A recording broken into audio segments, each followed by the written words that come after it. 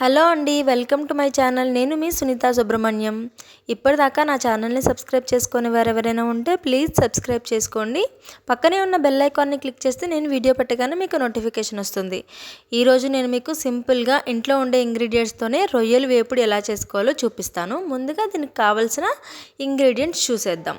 రొయ్యలు శుభ్రంగా కడుక్కొని నేనైతే 1/2 kg తీసుకున్నాను, పక్కన పెట్టుకోవాలి. అల్లం వెల్లుల్లి ముద్ద, పచ్చి కొబ్బరి తురుము, కొత్తిమీర, ఉల్లికాడలు కట్ చేసి పక్కన పెట్టుకోవాలి.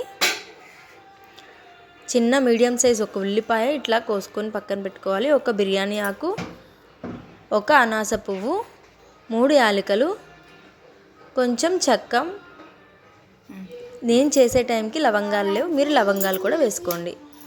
ఉల్లిపాయ ఏదైతే నేను ఇప్పుడు చూపించానో అవి వేసుకొని దాంతోపాటు కొంచెం ధనియాలు, మళ్ళీ చెప్తున్నాను, ఒక ఉల్లిపాయ, ఒక బిర్యానీ ఆకు, చెక్క, లవంగాలు, అనాస పువ్వు, లవంగాలు వేసుకొని దాంట్లో కొంచెం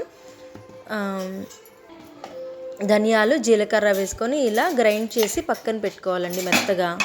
తర్వాత బాండి పెట్టుకొని 1 స్పూన్ ఆయిల్ వేసుకోవాలి. రొయ్యలు కాబట్టి కొంచెం పడుతుంది, 2 స్పూన్స్ వేసుకోండి. మనం కడిగి పక్కన పెట్టుకున్న రొయ్యల్ని వేసుకోవాలి. కొద్దిగా ఇట్లా కలుపుకోవాలి. ఫస్ట్ కొంచెం రాళ్ళ ఉప్పు. నీచు కర్రీకి ఎప్పుడు నాన్ వెజ్ కర్రీకి కంపల్సరీగా రాళ్ళ ఉప్పే టేస్ట్ ఇస్తుంది అన్నమాట. రొయ్యల్లో వాటర్ బాగా వస్తాయండి, అందుకని ముందుగా రొయ్యల్ని వాటర్ అన్నీ ఎగిరేంత వరకు ఎగరబెట్టుకొని రొయ్యలు ఉప్పు పసుపు వేసుకొని ఎగరబెట్టుకొని రొయ్యలు తీసి పక్కన పెట్టుకోవాలి. సేమ్ బాండిలో ఇంకో 2 స్పూన్స్ ఆఫ్ ఆయిల్ వేసుకొని ఆయిల్ వేడైన తర్వాత మనం ఉల్లికాడలు కట్ చేసుకున్నవి వేసుకోవాలండి. ముందుగా చెప్పినట్టు రొయ్యల కూరకి ఉల్లికాడలు మంచి ఫ్లేవర్ని, అరోమాని ఇస్తుంది. నేనైతే ఈ కర్రీ చేసేటప్పుడు ఇవి మాత్రం మిస్ కాను, మీరు కూడా మిస్ అవ్వకండి.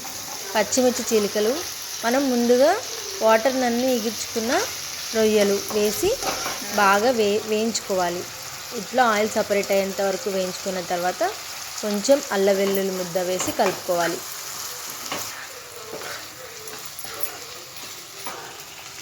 మనం ఏదైతే గ్రైండ్ చేసి పెట్టుకున్న పేస్ట్ కూడా వేసి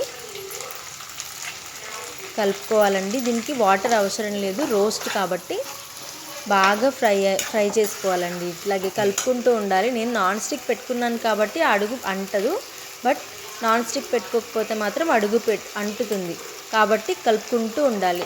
ఇప్పుడు ఈ స్టేజ్లోనే పచ్చి కొబ్బరి తురుము వేసుకొని ఫ్రై చేసుకుంటే రొయ్యలు మాత్రం సూపర్ ఉంటాయండి. ఇట్లా ఫ్రై అయిన తర్వాత బాగా కారం వేసుకొని లాస్ట్లో కొంచెం కరివేపాకు, కొద్దిగా కొత్తిమీర వేసుకోవాలి.